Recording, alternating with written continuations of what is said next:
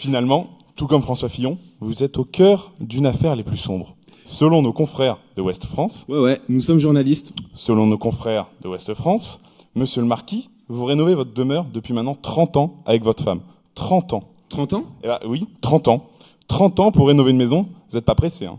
On espère que vous n'avez pas donné un emploi fictif à votre femme pour ça. C'est notre cher François Hollande qui propose votre candidature à la présidence de l'autorité des normes comptables. Vous êtes donc un des rares à pouvoir vous targuer d'avoir obtenu un emploi grâce à ce cher François. Le challenge, il est très simple. Tous les jours, nous cherchons à accroître le spectre, la palette de services rendus. Nous essayons d'attirer le maximum de talents et d'avoir l'expansion géographique la plus grande. Tout ceci fondé sur une originalité, celle que j'ai évoquée, c'est-à-dire le talent, la capacité entrepreneuriale et le travail en équipe, puisque Mazars est un partnership mondial, j'y reviendrai peut-être. Je dirais que la première clé, c'est la culture que vous voulez avoir. Et la culture, c'est une culture européenne. Nous faisons probablement davantage confiance aux hommes qu'au processus. Ça ne veut pas dire qu'il n'y a pas de processus chez Mazars, mais les hommes. Que nous avons créé, et c'est unique dans la profession, un partnership international. L'innovation. J'aurais dû commencer par là. Mais il y a une manière de faire le service, d'apporter les services qui est différente chez Mazars. Quatrième et dernière clé, je pourrais être long sur le sujet, mais c'est fondamental, nous avons choisi d'être transparents. Alors maintenant, la transparence, ça a des risques.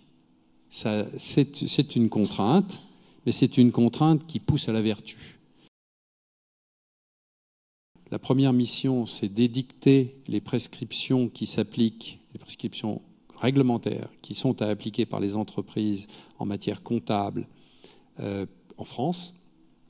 Et ça, c'est, je dirais, notre pain quotidien. Nous avons une deuxième mission qui est d'influer autant que l'on peut sur la normalisation internationale. Je vais y revenir dans un instant.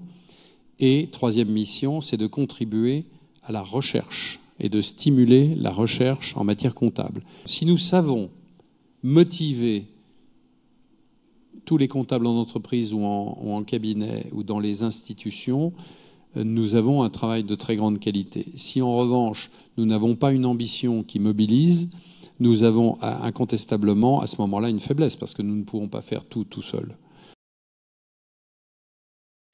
Mais nous avons une chance absolument extraordinaire, c'est de vivre en Europe. Je crois que le Brexit va avoir beaucoup de conséquences, mais je ne pense pas qu'il en aura beaucoup dans le domaine comptable. La théorie ambiante de M. Trump, comme la théorie ambiante des Britanniques qui, eux, jouent le jeu maintenant, c'est de dire l'Europe va imploser d'elle-même, donc on n'aura plus rien à négocier. Moi, j'ai la faiblesse de penser que l'information financière, c'est un bien commun. Parce qu'il est important pour le salarié, il est important pour le créancier, il est important pour l'observateur de savoir si l'entreprise se porte bien. C'est pour ça que je ne suis pas très pour les règles qui visent, sous prétexte que l'on dévoile des secrets, restreindre l'information sur les entreprises, qui est une culture européenne où on met les comptes des entreprises à la disposition du public. Comment est-ce que, du coup, vous qualifieriez votre cabinet et pourquoi par rapport aux autres? Je pense que Mazars est un cabinet qui est audit et conseil, dont conseil en management.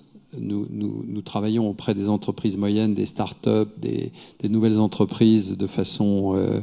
je dis encore nous, hein, je pourrais pas m'empêcher jusque dans la tombe, mais c'est pas grave.